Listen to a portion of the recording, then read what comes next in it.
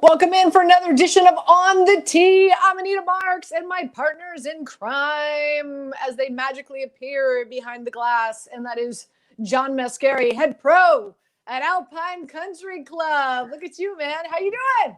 What's up? Oh, boy. Who's pitching tonight, by the way?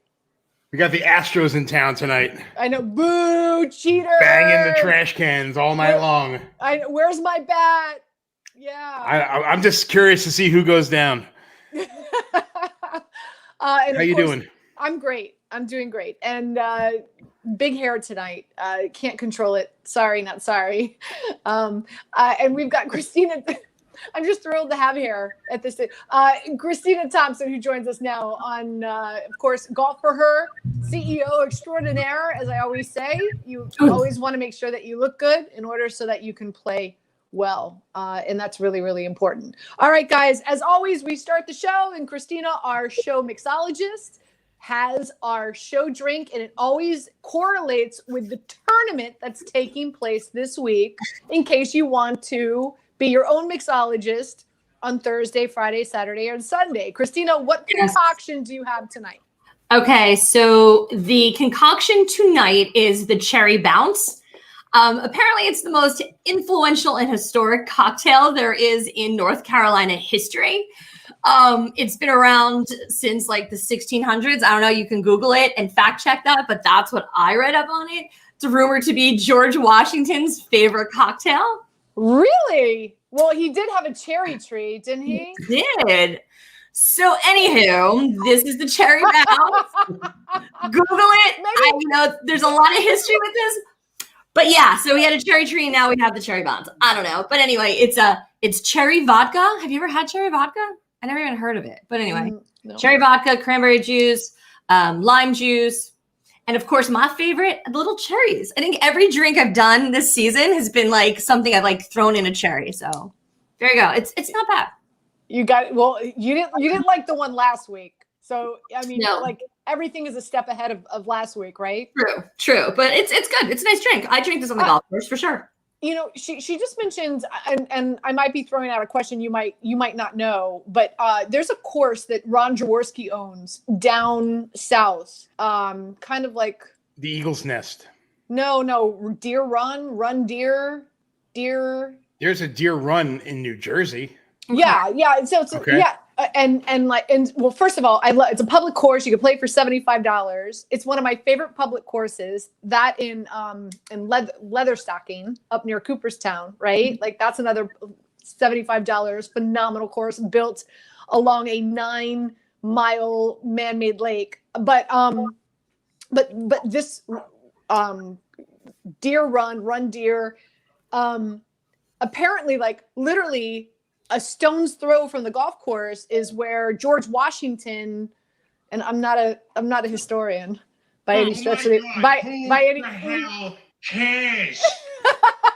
any stretch of the imagination. But anyway, like pretty cool. Like you play there, and then they have this like little inn with a pub, and apparently at this pub is where like George Washington signed some like important document. We are so pathetic that we don't even know what you're talking about. Who's George Washington? I have no idea, but that's pretty cool. Whatever the document may be, it might be something really important. We don't know. Yeah, well, he was having a cherry bounce while he was signing it. Exactly. I wouldn't be surprised. Anyway, as always, we look back before we look forward. Let's talk about the Valspar. Sam Burns wins. Now, this is very interesting. Twice this season, he's had the 50-hole lead and failed to convert. 6 other times, he was atop the leaderboard at the end of a round, but just never, of course, never was able to win. I want to come to you on this, John. What do you feel the difference was this week? What do you feel the difference was this week for Sam Burns to be able to? We talk about this a lot, right? It's one thing to be the hunted; it's another to be the hunter.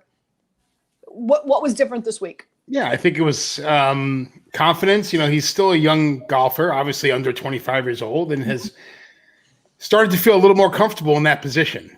So he's been there before, and I'm sure the first few times he was not sleeping very much and was nervous and afraid to make mistakes and gripping the club a little bit tighter, as we like to say. But He felt comfortable in this place. He pretty much traded jabs the start of the fourth round.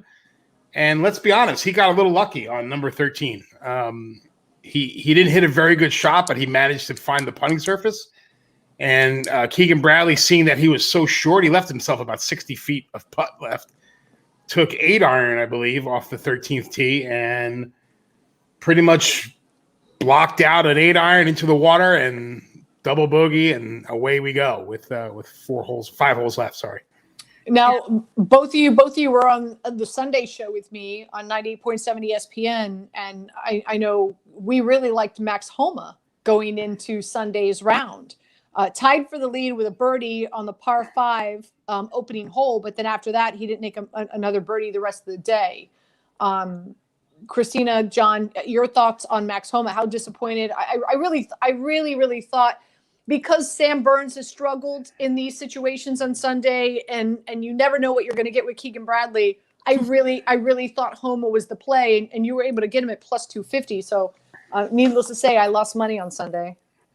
Well, I mean, there's no denying Max Homa. He's a contender in every tournament that he's been playing this year. I mean, we have this conversation. He's part of our conversation. We pick him almost every week. One of us has him either to win or top 5. So, yeah, I mean, he keeps improving in his game. And, I mean, coming into, obviously, the tournament this week, he's the defending champ. So, I mean, there's got so much momentum with Max Homa. So, yeah, it's a bummer he didn't win. But I know we all kind of, we're leaning towards him. But, hey, he's he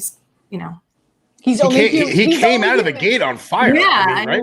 He's always there. I mean, he's just he's made the cut 4 out of the last 5 events he's played in. So I mean, there's no surprise that this guy's just always there, in there. I think I'm just impressed. Going back to Sam Burns.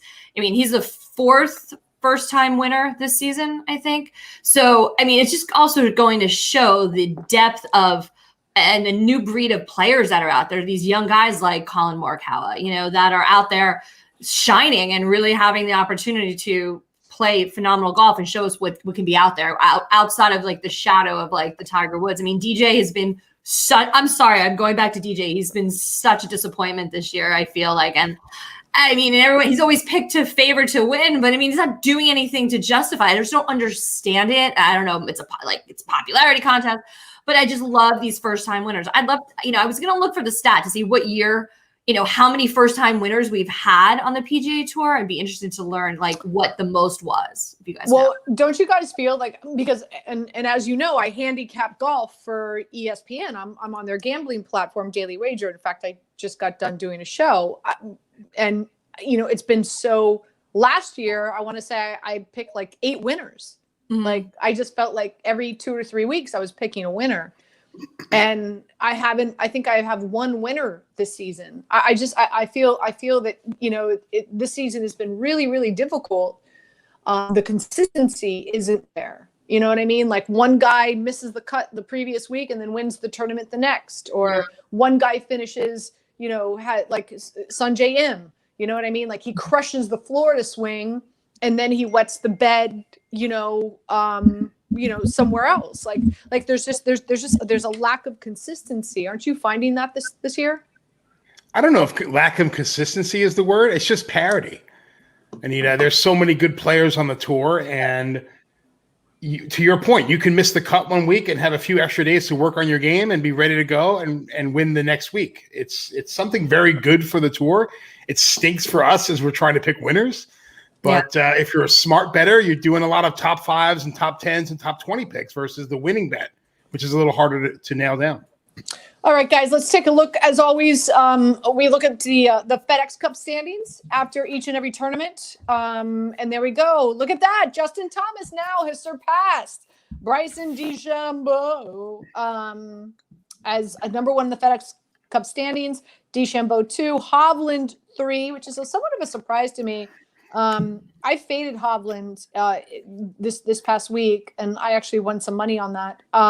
Cameron Smith, Schauffele, Sink, Cantlay, who's been struggling as of late. I can't wait to break down this tournament that they're heading into this weekend with you guys and see if either of you like Cantlay. Spieth, Decky, of course, winning the Masters, and Dustin Johnson drops all the way down to 10. Very, very interesting. And let's go from that straight to our next championship. It's going to be here before we know it, the PGA Championship. And surprise, surprise, Dustin Johnson is still favored 10-1. And I know we're splitting hairs here, but Justin Thomas 12-1, Rahm 12-1, Bryson DeChambeau 14, Spieth, Brooks Koepka, and Schauffele, as well as Rory, are still 16-1. Christina, I mean, you mentioned Dustin Johnson 10-1. Are you still surprised? I mean, he struggled this past week. Are you still surprised that he's favored heading into the PGA Championship?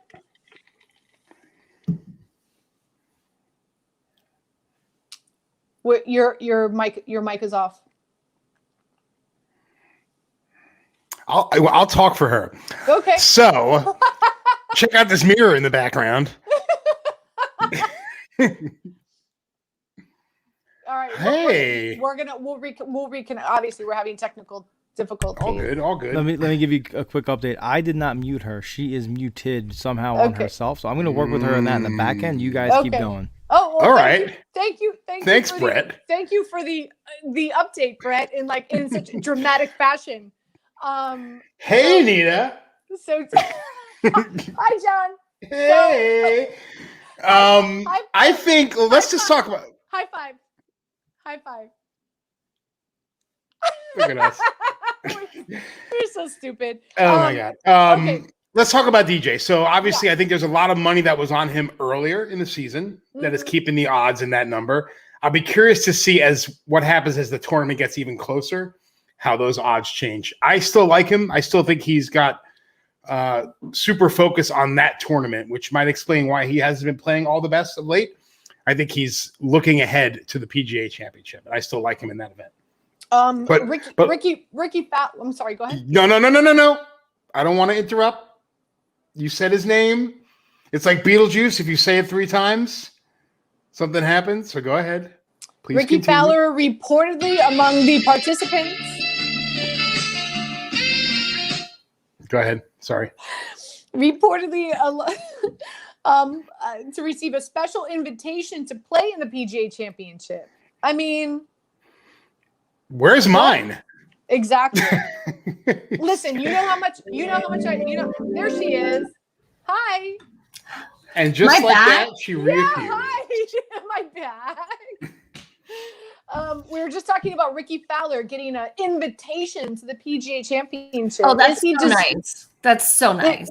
Is he deserving, Christina Thompson? Is he deserving? That is such a mixed bag. That's like the most difficult question. Is he deserving? I mean, are we going back to the popularity contest again too? Yes. Let's bring Ricky in for a show, I guess. I don't know. Whatever. It's okay. Hey, look, they can do that. They can bring whoever they want in there. They think it's going to add some eyeballs. I don't think they need Ricky. That's nice. I think they're just trying to get him to get some. They really can't just bring anyone in there. This is what I hate. This is not like it's some silly tournament. I'm not saying silly, but a smaller event. Yeah. This is a major. Right. This is the PGA Championship. Right. You have to qualify to get in. Not, hey, if you're not doing anything, you want to come by. We may or might not have a spot for you. Make sure you wear orange. But just correct me if I'm wrong, though. I mean, aren't there some guidelines into which the players get invited into this, right? I mean, they've got to be, win. I know there's some parameters. I mean, listen, it's their tournament. I guess you can make the numbers work any way you want, Christina, to get someone in. If you really want someone in, you can get them in. And they want Ricky in for some dumb friggin' reasons. We can shoot 74, 75, and I'm going to put money on Ricky then, because you know what? Then he's going to win it, because that would be a great story. All right, it'd be awesome. We won't tell Mark. Guys, take his BMX bike and go home. Guys, player of the year. Right now, conversation is happening. At this point in time in the season, one could argue Bryson DeChambeau. Somebody could argue Spieth. I'm going to make an argument for my guy Willie Zalatoris, even though he just got engaged. What does that have anything to do with his Player of the Year status? I don't know. I just wanted to circle back there. Who, if you had to put a vote in right now, I'd put a vote in for Willie Zalatoris. I know he hasn't won shit yet. Okay. But he hasn't missed the cut. He hasn't missed the cut. He's a human ATM in regard to finishing in the top 20. And I just love the young man. I love him. So anyway, who would you guys vote for right now? If the season was to end today, Bryson, Spieth, or somebody else? I would vote for Bryson. 2 wins. You know, I know he's not at the top of the FedEx point list anymore, but he's had it looking at an all-around season. DeChambeau. Right now. Yeah, if we had to cast a ballot right now, I mean, look, he took the U.S. Open, dramatic victory at Arnold Palmer, 5 top 10s in just 10 starts. I mean, he's like second on the money list, right? I think so. Full body transformation. He's getting into Rory's head. I mean, he's just all over the place. So I like that. Getting into Rory's head. He's in his kitchen right now. It's on his birthday. It's Rory's birthday today too. I wonder if he's like today is Rory's birthday? 34 today. Oh wow. What were you doing at 34? That's a good question. That was so long ago. I'm trying to think, what was I doing at 34? Oh, I wasn't. Yeah, I don't know. All right. Anyway, let's focus in on the Wells Fargo tournament taking place at Quail Hollow, of course, in North Carolina. The course is a beast, measuring more than 7,500 yards as a par 71. Bermuda greens are slick and pure. Dogleg par 4s and 5s require players to maneuver their tee ball. So, as a lot of analysts like to call it, is a second shot course. The final stretch of 16, 17, and 18 is the quote-unquote green mile. Those holes are always at the top of the list of the PGA Tour's most difficult. Par is your friend, with the winning score likely to be anywhere between 10 and 13 under par. And keep in mind, this course will host the PGA Championship in 2025, and next year it will also be home of the President's Cup. John, let's start with you. Have you had the privilege of playing this course before? No, I haven't. But you know, it's one of the courses on tour that's very consistent every year. They've only not played this event once back in 2017 at Quail Hollow because they were hosting a major. But you said it. I mean, long par 3s, long par 4s, long par 5s. I'm looking for just good ball strikers, someone who doesn't lose strokes off the tee. You know, I like Jon Rahm this week. I think he's just been a model of consistency. 8 top 10s in his last 10 starts. Here's an unbelievable stat with Rahm. He hasn't lost strokes off the tee to the field since August of 2019.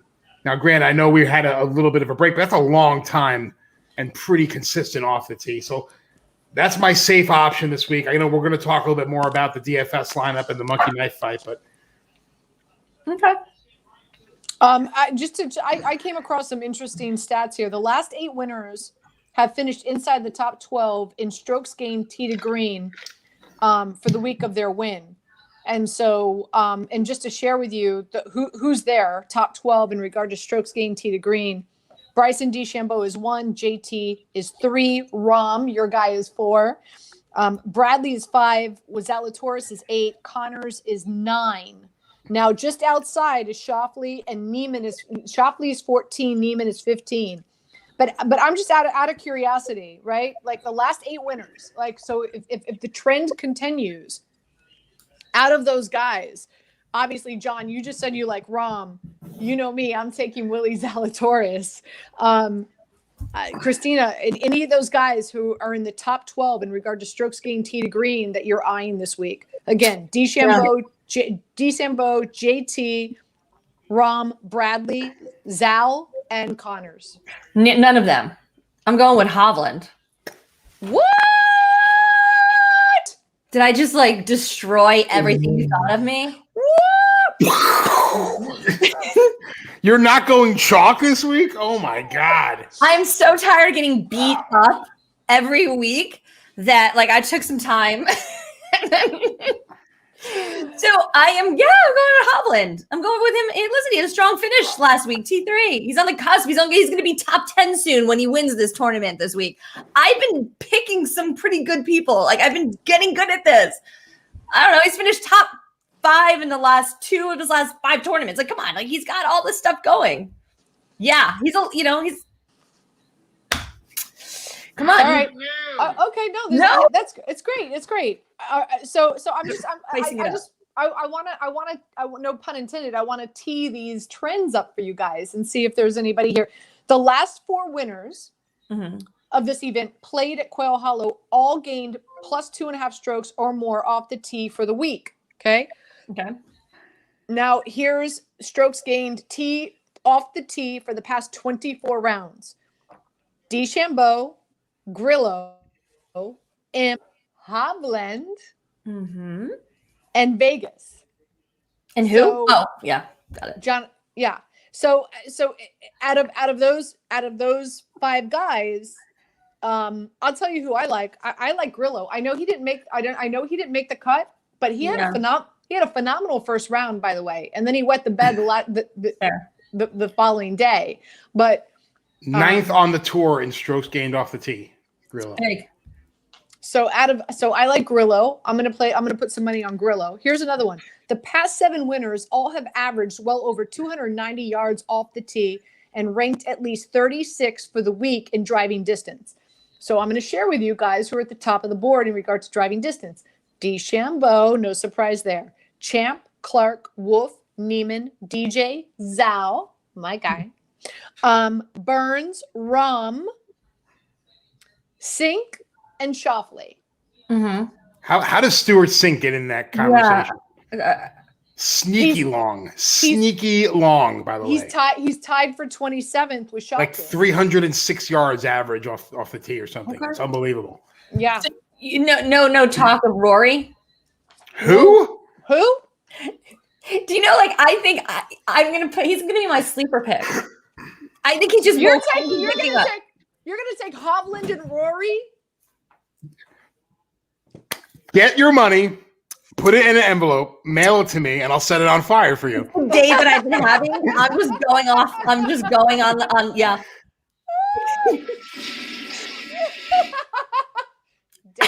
I mean, seriously. For pure entertainment, clearly. Rory. For your Rory. Okay. We've gone down this road before. I believe, come on, he's 34. He's got to find it. He's in there. He's in there. Rory's the Rory we know and love. That the guy who's won this event 2 times. He knows this course better than anyone. He's, he holds the record for the lowest score. Like he can do it. He can do it. He's there. This is the course. If he's going to break out of that shell that he's been in or under the rock that has been buried, he's been buried under. This is it. This is it. All right. So I'm going to tell you. Want to bet? No. I'm going to tell you who I'm rolling with. I'm rolling with Webb Simpson, and you can get him at 22-1. You could also get him as the first round leader at 28-1. And I love his match play over Hovland. Maybe a bottle of wine, Christina. Maybe a bottle of wine, Christina Thompson. Maybe, just maybe. Keep in mind, he's a member. He lives a mile away. He's going to be sleeping in his own bed. He's going to be eating his own porridge, and he's going to be driving his own car. Porridge? Therefore, he eats porridge besides Goldilocks. Therefore, he can put on his shoes in the parking lot like I do. So what's our bet then? I have Webb finishing better when the tournament's done on Sunday. I have Webb finishing better than Hovland. Okay. Well, if you're going with like the local guy, what about Varner? Isn't that his home course too? It is, but here are the metrics for Webb. He ranks 13th this season in putting. He's first in scrambling, first in bogey avoidance, 5th in driving accuracy this season, and these fairways are pretty tight. I feel like this is his own backyard. I think this is his tournament to lose. Cool. So I'm all over Webb Simpson. That's my guy. Okay. I also like Willie Zalatoris to finish in the top 5, Rahm to finish in the top 10, Neiman to finish in the top 20 along with Bradley. And I've got a bunch of top 40s. I like Connors. I like Grillo, and I like Sink. And all of these you can get at plus money, by the way. What's Answer at? Is he in there? Answer? Yeah. Do we have because he's another one who he just looks like he's always like hovering around there too. These last few tournaments. Stop, John, stop it. I'm looking for her. She wants to know what she wants. I had it up 2 seconds ago and I just closed it. It's fine. You want to know what Ansler's Take your time. Take your time. It's okay. So Answer to win 35-1 for him to finish in the top 5 plus 650 for him to finish in the top 10 plus 335. I have him in top 5. Okay, so plus 650. Yeah. Okay. There you go. Let's take a look at some of our DFS lineups. So let's start with John's. John, what did you decide this week? Who are you using? Wow, let me tell you that this was probably the hardest lineup I had to make. Really? Yes. I think there's the way the money shook out was really tough. Like if you really wanted to get a top tier guy, you had to take Christina Thompson as your last pick. $17 left in your account, and so I had to kind of spread the love around a little bit. So Stuart Sink, we talked about before, under the radar, as much as under the radar as you can be, with 2 wins on tour. He's sneaky long. He leads the tour in greens and regulation. He can close. He's got a strong upside. Top 30, as we said, in distance before. Your man Connors, tied for 21st in Tampa. Should be ready to go in Charlotte. Really good ball striker. You mentioned Emiliano Grillo. Really good off the tee. He hasn't been playing that good. He missed the cut last week. But he's 9th on tour in stroke gains off the tee. I think he's ready to go as well. Brian Harman, who I haven't really touched at all this year, but you see his name on the leaderboard quite a bit. I thought he was a good bargain at $8,700. Scores well at Quail Hollow. The only problem with Brian is a little risky off the tee.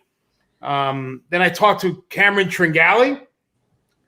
He's playing at an elite level right now.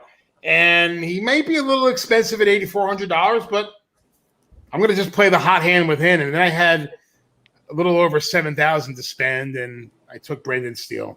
9 straight cuts. So what the hell? Okay. I like it. I like that lineup. I like that lineup a lot. Thank you very much. By the way, did you guys hear this Ian Poulter that he's got his son on the back? Is this a thing now? I think it's cool.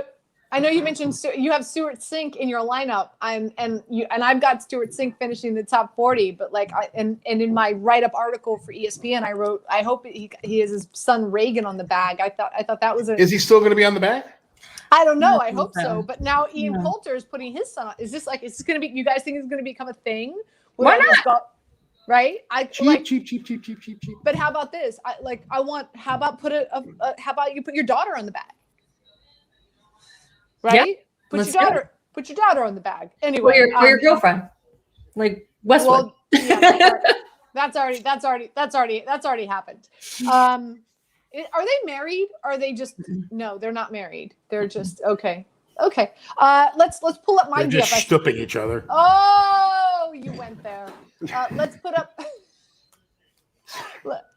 my DFS lineup. Here we go. Mature. So obviously there's a variety of places that you can submit a DFS lineup. So here are the 2: Webb, Willie Z, Bradley, obviously all in sync, no pun intended. Sink, Neesmith. You liked Reeve last week, didn't you? I did. Yeah. Yeah. So again, I'm with you, John. This was a really hard week to find guys that are in that $69, $68, $6,900 value. So I went with Reeve, and then Webb, Neiman, Grillo, and I don't even know how to pronounce. But is it Batia? Batia? Yeah. Good job. He's young.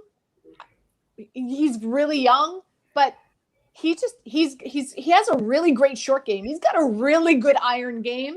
And that was the big reason why I think I feel pretty confident that he's going to make the cut here this week. So again, this is a tough week. The values in order for you to complete your roster are pretty difficult. So I'm looking for guys that might not finish above in the top 40. I'm looking for guys that I can get at like 67, 68, 6,900 that are just going to make the cut. And so I feel pretty confident with those two guys. Christina, what do you have for your monkey knife fight this week? So doing fantasy points again. I love this app. I think this is such a fun app to play.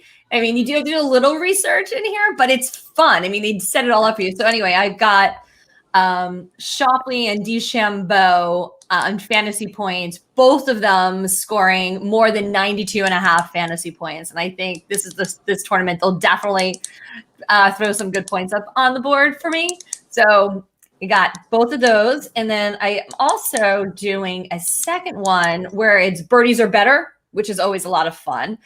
So I have Rahm and Justin Thomas, both of them doing birdies or more than 15.5 birdies for the tournament. So I think those are two solid picks. And I think easily I'm going to win some more money this weekend.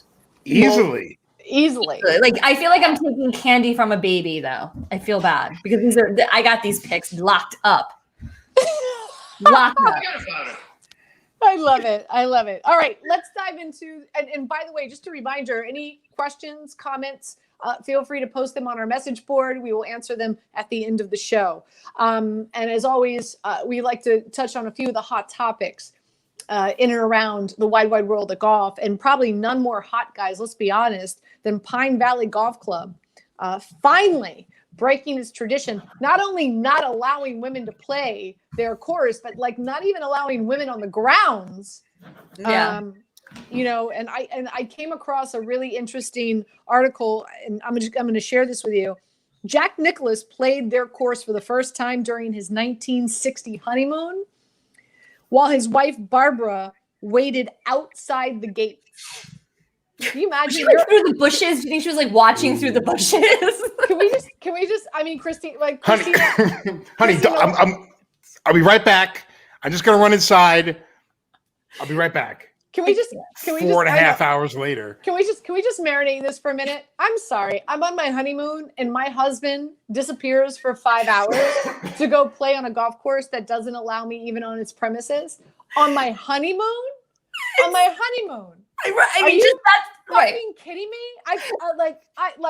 Bye. I've heard that story many times before, and I think I just always was funny to me to find out that he was on his way to Atlantic City, and he's like, "Hey, we're gonna stop by Pine Valley." Like, you're right, to go play golf on their honeymoon. I'm sure there's more to that story, but it's. I'm sorry, sweetheart. You're not allowed in. So you're just going to have to wait in the car for 5 hours during your honeymoon. Mm-hmm. What the fuck? Jack! Oh my God. Julie, I'm sorry, John. Julie I was thinking the exact same thing. Julie That's so funny. What would my wife do if that were the case? She'd kick your ass, dude. There would be no car left when I got out of the round. You would never. Like tire tracks. Dude, you would never have even suggested it. Well, that's the kind of person I am, right? There's just it would never even come out of your mouth. It is Pine Valley. Yeah. Yeah. Anyway. Anywho, John, let's start with you because you run a golf course. Why? I mean, why do you have to start with me? I'm on a show with two women. You have to start with the guy. Yeah, but because you run a golf course. You run a golf course. Okay. Like they're still 2000 and late, for God's sakes.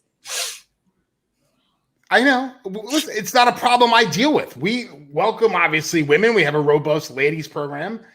But it's Pine Valley could do whatever they want to do. They're a private club. And I'm going to just jump in here because obviously I'm a female and I am all about supporting women's golf. And I support everything about equality and getting women out there and being treated equally in the golf environment. And I know we've had this conversation many times before. Yes, it is a private club. Any private club, they can do what they want, right? I mean, that is their choice to do this. You have members with likeness, you bring them together and blah, blah, blah. Okay, we get that. But I think it's great. It's a little late, but it's great that the number one club in the country has finally stepped up. Jim Davis, I don't know where the pressure came from. I'm not sure I really could figure out what started this conversation on their end to do this, but to be able to say, hey, look, we want to, we're going to start allowing women. We want to move towards inclusion, right? That's what he said. So I don't know what the catalyst behind it was. I'm glad that they are doing it. And I've said this before, I would love for them then to really put the money where their mouth is, and let's have a women's major event there. Like, really show. I know you're not, it's not going to happen, but I think that would be incredible if they stepped up and really wanted to. I'm not saying this year or next year, but start having this and really show. It's not just selecting a few like elite women to be members at their club, but yeah, it's hard. And then Anita, I know we'll talk about, is about these clubs and the way they limit the time of the day, and they have restrictions as far as based on gender when, and I know, bye John. Hey Brett, why don't we just take Are we really going there again? Are you trying to get me fired right now? But I mean, it is a valid point. Like, why clubs? Thank you. Yes, Brett. Thank you. But I mean, come on. Let's talk about it. Like gender, having clubs that are, Hold on, I just got to put my mouthpiece in. Woo. Look, we'll end it on this. And I've said this before, and I feel really strongly about this. Tea times should be decided on if it's about a club not wanting slow play in the morning, it should be about handicap. Because I'll tell you what, I've played behind some men that are in their late 60s, early 70s, but they've got the little handicap sign flying on the cart. Well, they can tee off before noon, and I'm stuck behind them, and it's a 5.5 hour round. It's not shouldn't be about gender. It should be about what's your handicap. If you have an 18 or under handicap, you should be able to tee off before noon. If you're 18 and over, then okay, I'm sorry, John, 14, 12, whatever. No, but why does your golf ability have anything to do with the time of day you can play? Because obviously, if you were a better golfer, you're going to play faster. You're not going to, that. Yeah, but if I'm a member at a private club, Anita, and I don't mean to interrupt, but I kind of do. If I'm let's say Julie and I are members of Alpine, right, and we have to designate one of the two of us to be the A player in the group and the B player. Right. Because A players get different benefits than the B player do. It could be Julie as the A and me as the B. So we do our tee times on the weekends based on your membership classification. So if you're an A member, you're paying more money. Hence, you're going to have the ability to play the better times. Capiche? It has nothing to do with your ability on the golf course, because I know plenty of people that are +2s and plenty of people that are 22s that both play the same amount of time on the golf course, whether it's fast or slow. It's based, in my opinion, and the opinion at our club, it's based on your membership classification. So if I'm a female and I'm a member, then I can play anytime I want. Yeah, Kathy Fleming is an A member. She could play in the mornings. Okay, but there are a lot of golf courses that don't have that, that don't allow that. That's why Alpine is awesome. Well, I'm not denying that, but the mentality of it though, John, is we don't want women out there that are slow, that are playing slow, and then we're going to be backed up all day on Saturday and Sunday when we've got a ton of people that are. But again, it's not about playing slow. Isn't about gender. Playing slow is about how good of a golfer are you? But I think also, like Johnny, you were saying, like there's clubs that have different memberships. You're either member A or B, right? So member A at a club will usually pay a higher premium. So they're given the more premier golf times. And unfortunately, many of the cases, women aren't the A member of their club. So they then are playing in the B or later group. So it is a weird dynamic, and it would be interesting to see how clubs go forward in scrapping all of it and say your members are members. And I mean, and I don't know. It's a very complicated conversation for so many different clubs. Yeah, if you want everyone to have the same rights as a member and to have the same privileges and availability of tee times, then everyone has to pay the same price. Yeah. Period. If you have people that are spending 2/3 more in their dues, they're going to get better services and better tee times than that's just how life is, and not just in golf, in other areas. If I have the seats by the dugout at Yankee Stadium, I'm getting free ice cream and gummy bears. But there is a circle back to like Anita's point, is there are clubs that specifically say women doesn't matter. You can't play until the afternoon or until after 11. I think you'd be surprised that that's starting to change. It's It's not gender. It's based on their membership classification. That's how they're getting around that. Touche, my friends. I want to give a big shout out to Taylor Gooch. And I'm reading this right off the article that I printed. Twitter can be the ugliest when gamblers, angry about their losing bets for fantasy lineups, tweet at professional golfers for struggling, in particular in tournaments. Taylor Gooch received a few messages on social media after missing the cut this past week, but he graciously turned the moment into a positive one. He shot a 73 and a 74 to miss the cut by 4 this past week, but 3 bogeys in a row during that stretch during the what did they at Copperhead? What do they call snake pit? There you go. He just totally wet the bed in the snake pit. So what is the snake pit? No, I said he just totally. No, I'm playing I'm just doing Jeopardy. Oh, okay. Okay, Aaron Rodgers. Aaron Rodgers Jeopardy coming up, followed by Wheel of Fortune with Pat Sajak and Vanna White. So apparently people were coming at him at Twitter like, you jerk, you lost me money. Anyway, so he was sending people Venmo. He was Venmoing people back their money who bet on him. Where's my money? Exactly. Cool. Now let me ask you this question: what happens if it's reversed? And like I win a shit ton of money on Taylor Gooch. Is he gonna be like, "Hey, Mascari, I hooked you up. How about a little scratch back?" Yeah, how about how's that? Send me 10%. I I don't think that's happening. Listen, if I won $1 million on a DFS lineup and a certain player like totally crushed it for me and was the reason I won, I totally would reach out to him on Twitter and be like, "Hey, listen. You won me $1 million. I'll send you 10%. Then what? You are full of shit. You are completely full of shit. 10%? You're gonna give him $100,000? No way. Are you out of your fucking mind? How about us? Are you out of your mind? How? All right, let's end on let's end on our LPGA update. All right, so. I put money on Green because you told me to. Yeah, and she lost by a stroke. That was a good sleeper pick right there. Like nobody was picking Hannah Green to even lead the tournament. You crushed it. Now, full disclosure, I picked her to win. I picked her to finish in the top 5 and the top 10. So I did win, but obviously she had really, really good odds to win the tournament. And the fact that she only lost it by a stroke was, Yeah.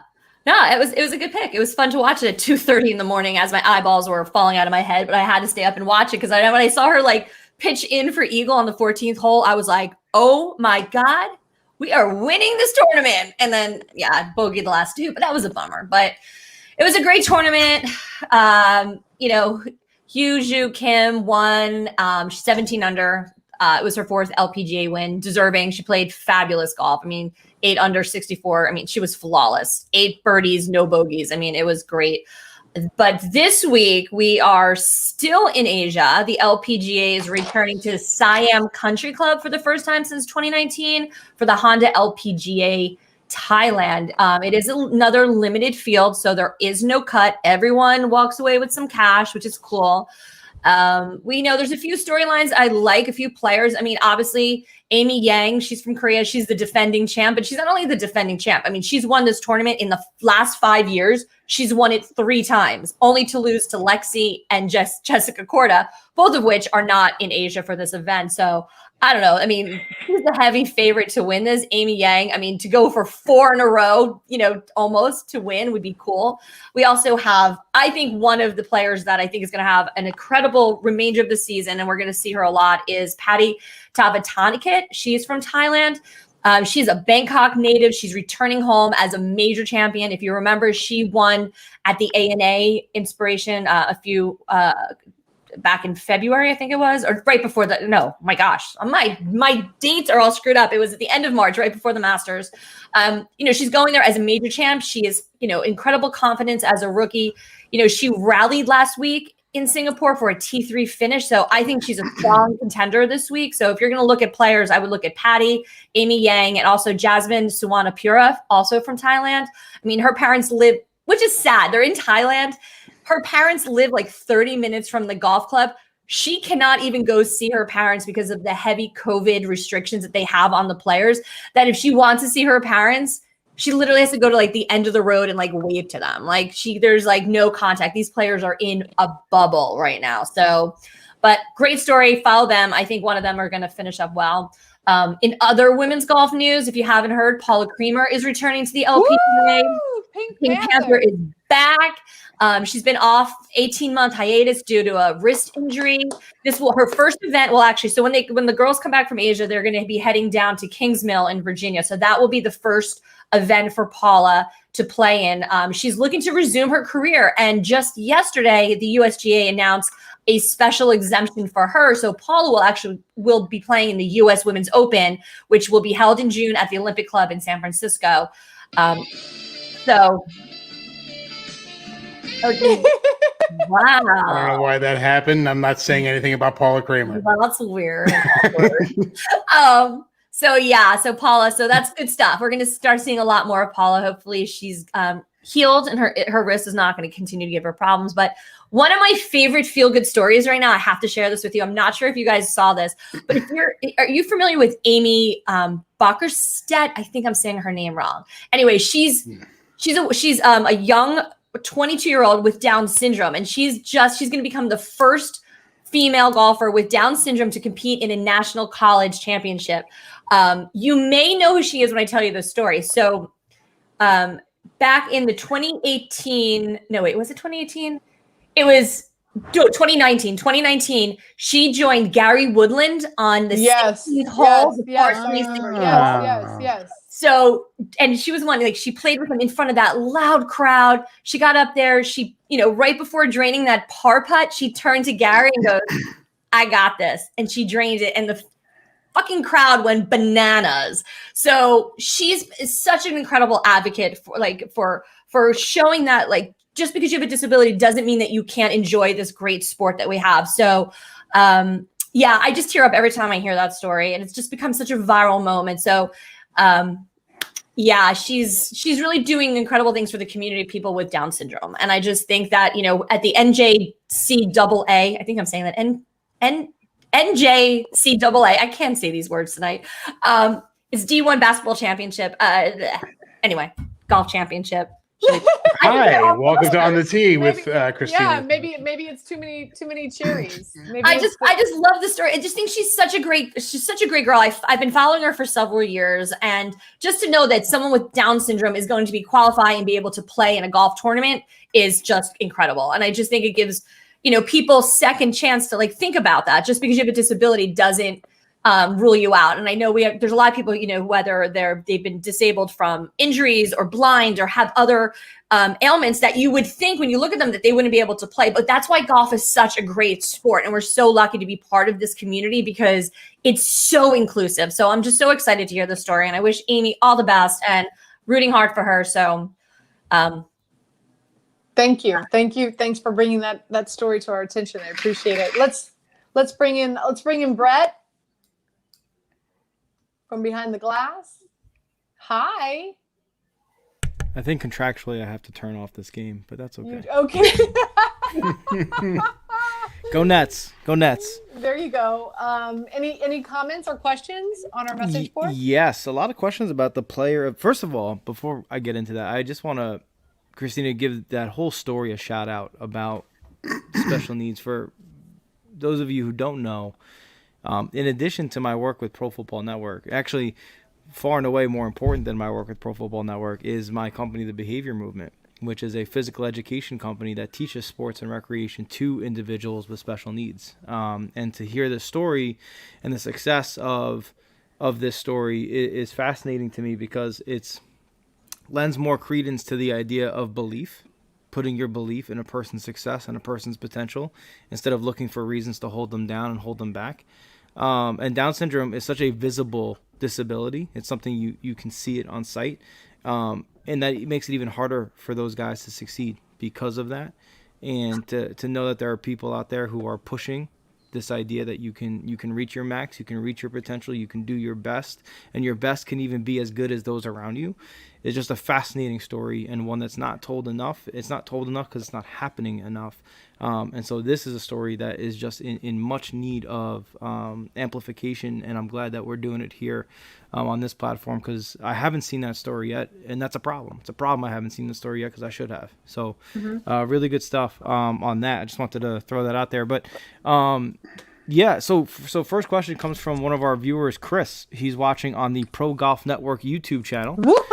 And Chris would like to know, what about Hideki for Player of the Year? Yeah. I would just throw out, this is a guy who was the first from his country to win the Masters. The pressure that he must have been under to do that, in addition to a rain delay and all these other things he was going through. Where he went in his car and was just text messaging or like checking out Twitter or something like that, right? Like, that's right. Like he was just sitting in his car in the rain delay. So I guess in addition to that question is, well, you know what? Let me put that to you first. Hideki for Player of the Year, agree or disagree? Oh, I think for sure in the conversation, absolutely. Come on, John. Why? He won the Masters. Here's a green jacket and a bazillion dollars. Not the Player of the Year though. Win a couple more times. Christina? I agree. So that is going to be my follow-up question is, does a moment as historic as Decky's throw you into that conversation? And if not, how many moments do you need to have to be in the Player of the Year conversation? I think you have to have more. I mean, listen, winning the Masters is an incredible accomplishment. I mean, like no one will ever take that away. I mean, it was so cool. I mean, there's so many historical moments that happened with that. You know, history was made. I mean, he was the first player from Japan to win, this. I mean, it's monumental. But Player of the Year, I think, needs to be more than that. I think there's got to be more wins. There's got to be more. He's got to deliver more for golf than just that. And and I think there's some players out there who are grinding, who are on there, delivering us so many little nuggets of excitement throughout the season. And that one nugget, I don't think is enough. It's big, but it's not enough. I think if you ask anyone on tour if they'd rather have the Player of the Year award or the Masters, correct, they would take the Masters. Right. We talked about it before. The parity in the PGA Tour is unbelievable. We could probably name 10 people who can win Player of the Year, and there's probably 30 guys who can win any given week on the tour. So, yeah, which makes it even harder to win multiple tournaments, which is why I lean towards DeChambeau as the Player of the Year, because he's won twice already. So is 2 the number, or once? I think 3 locks it up, but 2's got a real strong case. But do people really care the Player of the Year? It's like a Moon Man for MTV, really. I mean, I don't know. Is Player of the Year that? I don't know. That takes me to my next question, Christina. Is that a problem for golf that the Player of the Year doesn't matter? In every other major sport in America, the NBA MVP, the NFL MVP, the Heisman in college football, the MVP in baseball, those matter to all of those sports. But here's the thing: the FedEx Cup, right? The FedEx Cup point total is pretty much dictating who the Player of the Year is, right? Like you get so us sitting here talking about like this is our own personal viewpoint, right? Like Who do we think the Player of the Year is? I mentioned Willie Zalatoris. Willie Zalatoris hasn't won shit yet, but each and every tournament he tees it up, he comes in the top 20, and he's played a lot. Like he doesn't take a lot of tournaments off, and this is his rookie year. He's not familiar with how things operate on tour. This week will be his first time playing this track. Like, I just, to me, like there's a lot of things that go into why I think he should be Player of the Year. where when you look at the FedEx Cup standings, it's all about performance in regard to like how many tournaments you've won and where you land in the grand scheme of things. So Christina, who won the Super Bowl last year? This past Super Bowl? Yeah. Just to be clear. The one that just happened. Yes. Oh, no, Tampa Bay. Okay, who won the MVP of the NFL last year? And wait, say it again. Who won the MVP This year? this past season? Brady Kronk. I don't know. This is my point. Kronk. This is my point right now. No one cares. I have no about idea. that. Is that his name? Am I screwing up his name? I guess that Kronk, I mean, yes. yeah. I guess that's true. Although my counterpoint to that, before I move to our final question, my counterpoint to that would just simply be, casual football fans may not know who the MVP was, but football fans themselves know who the MVP is. And my question really was about golf fans. Golf fans don't care about Player of the Year for the golfers, but NFL fans, basketball fans, they do care about who the MVP is. Yeah, but I think we're programmed to think about the majors. That's really what it comes down to. So, which is why I think Decky puts himself in that conversation. He's won once, and it was the Masters. But aren't we comparing like team sports to like an individual sport already? So is there even? Of course, I get it. We're gonna have like players that are standouts, like MVPs on these group, teams. Golf is an individual sport. We already have so many things that are measuring that. So I don't think it's really a fair thing. It's an equal comparison to team sports to individuals. All right. So final question comes from a Twitter viewer, and he wants his Player of the Year is Justin Thomas, which goes along with what Anita was saying about the FedEx Cup standings being an indicator. He's currently number 1 in the FedEx standings. So should he be a front runner for Player of the Year? How many times did he win? 1. 2 beats 1. In my opinion, one win on the tour doesn't make you Player of the Year, unless you're ripping top 10s every week. Well, he's leading the FedEx Cup. He won a big tournament. Yeah, I do believe that Justin Thomas is going to win again. By the way, like I agree. he's just like each and every time he tees it up. I mean, he's really, like, I know he had a rough start to the season for a number of reasons. His grandfather passed away. Tiger was in the car accident. He's closer to Tiger. He's closer to Tiger than anyone else. He said some things that he should not have said. Period. Let alone was caught on air. He lost a lot of sponsorships. I mean, he had a rough start to the season, and now it's kind of like tapered out. So I think we're seeing him do better. I think we're going to see I expect Justin Thomas to win another tournament this year For sure. Well, this is going. DeChambeau has 5 top 10s. We get it, John. You want right, Brett? I mean, I don't know why this is still a question. Okay, Rahm has 8 of his last 10. Rahm has finished in the top 10 in 8 of his last 10 tournaments. Great. How many wins does he have? Oh my Lord! See you're like the guy. Question. You're like what's this Jason Spiegel from? What's that movie where he's like, I don't care how many rings Jordan has. That's your only argument. That's the only argument I need, Sean. That's you right now. Wins. How many wins does he have?